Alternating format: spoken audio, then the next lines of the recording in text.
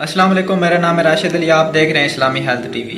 आज हम आपको बताएंगे दाल मूंगी, दाल मसर और दाल चना के बारे में कि इसके खाने के क्या फ़वाइद हैं और क्यों खानी चाहिए। अगर अभी तक आपने हमारा इस्लामी हेल्थ टीवी सब्सक्राइब नहीं किया तो प्लीज़ सब्सक्राइब कर दें और बेल नोटिफिकेशन को ऑल पर प्रेस करें ताकि न्यू हेल्थ के मुतल्लिक जो भी वीडियोस हो आप तक बआसानी पहुँच। अगर इंसानी हेल्थ के मुतल्लिक कोई भी आप चीज़ पूछना चाहें तो आप कमेंट सेक्शन में पूछ सकते हैं। अगर कुछ पर्सनल मालूमात चाहिए तो हमें व्हाट्सएप नंबर पर भी कॉन्टेक्ट कर सकते हैं। हफ्ते में 2 से 3 मरतबा दाल मूंग या दाल मसर या फिर दाल चना खानी चाहिए।